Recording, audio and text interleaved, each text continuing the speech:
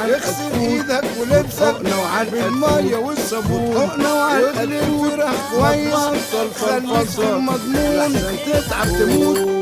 Welcome you to my beautiful country, Egypt, or as we say here, أهلا وسهلا بكم في مصر. I urge the people of Egypt to be aware of this bird-borne disease and to look after their poultry, and of course to look after themselves and their families. I commend the international community for their initiatives to combat avian influenza in bird populations and to make sure that this virus does not become a threat to public health. Our beloved Egypt has always been at the forefront of history. Let's continue making history in our effort to deal effectively with the avian and pandemic influenza. Thank you very much. اغسل ايدك ولبسك بالميه والصابون. Use soap and water to wash your hands and clothes. Make sure your chicken is well cooked. These are just a few of the TV messages being sung to millions in Egypt by one of the country's most popular singers, Shaaban Rahim. Bird flu is dangerous and infectious, he says. Be careful. The media clip is part of Egypt's integrated national plan for avian and human influenza.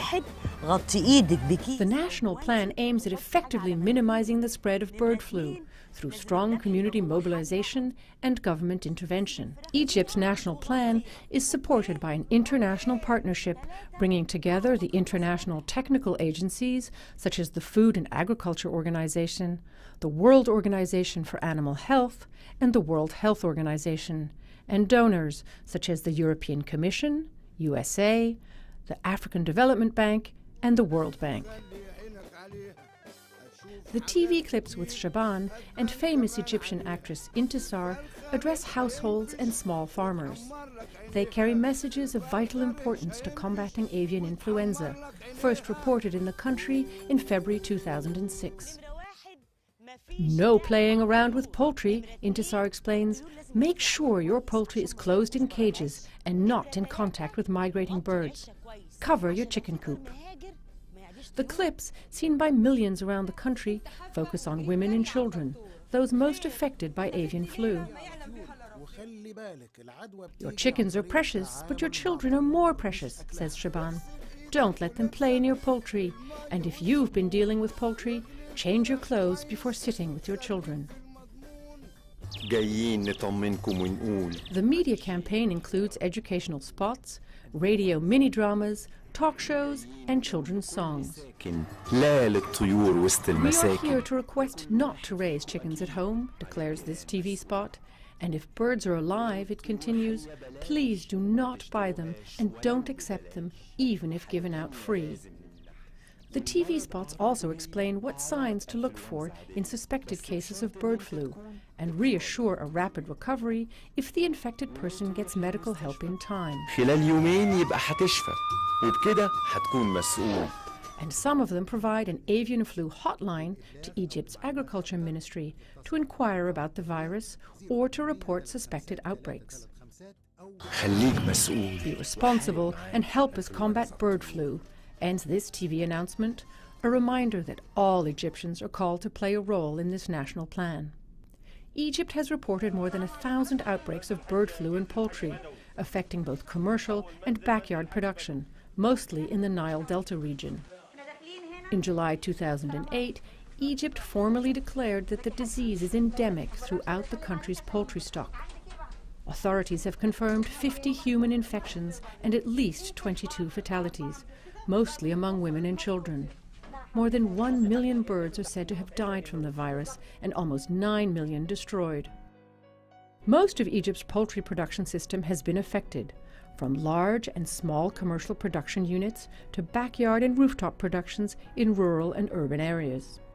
Over 36 million birds have been culled, negatively affecting the local poultry industry and the income of the 1.5 million individuals whose livelihoods depend on poultry.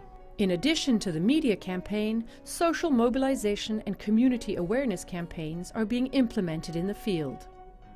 The country's Ministry of Health and Population has deployed more than 2,500 community health workers who were trained to deliver key preventive and behavioral messages. NGOs and religious leaders are also involved to ensure their full commitment and support. In high and medium risk governorates, key messages have been placed on large billboards in populated areas like markets, bus stations, and train stations. Under the plan, Egypt's government has overseen the mass vaccination and sampling of birds in commercial farms and backyard flocks. It has enhanced the capacity of the country's central laboratory and its satellites, and has trained field veterinarians and emergency teams by way of seminars and informative videos on means of dealing with the disease. Resources from the multi-donor Avian and Human Influenza Facility are being mobilized to support Egypt's efforts in combating avian influenza. The Avian and Human Influenza Facility has received 77% of its contribution from the European Commission, and the impact in Egypt is already important, as the number of cases of avian flu has declined significantly over the last 3 years. The European Commission is also further developing regional coordination and cooperation systems. For example, within the EU, member states established a close collaboration to address the management of a possible pandemic. The Euroflu seminar, held in France in September 2008, with 28 countries participating, dealt with issues of health strategies and cross-border cooperation. The European Commission and EU member states will be able to share the lessons learned with regional cooperation projects.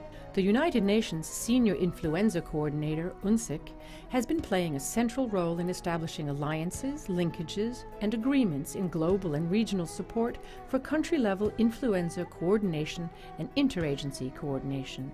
In 2007, a $7.14 million grant to Egypt has been approved under the multi-donor Avian and Human Influenza Facility administered by the World Bank to assist in minimizing the threat of the disease to human health and poultry, and to prepare for, control, and respond to an influenza pandemic and other infectious disease emergencies.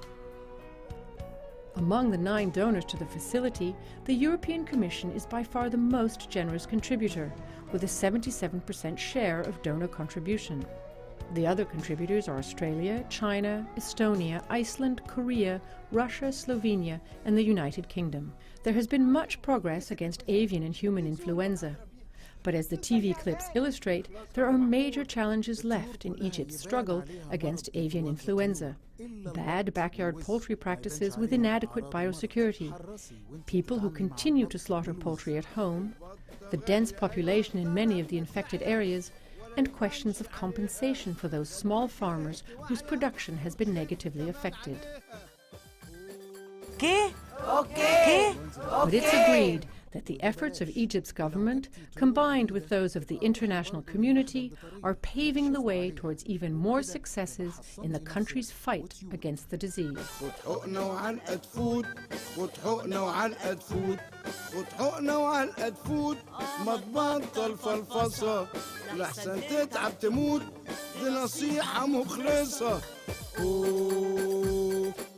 مرض إنفلونزا الطيور خطير ومعدي.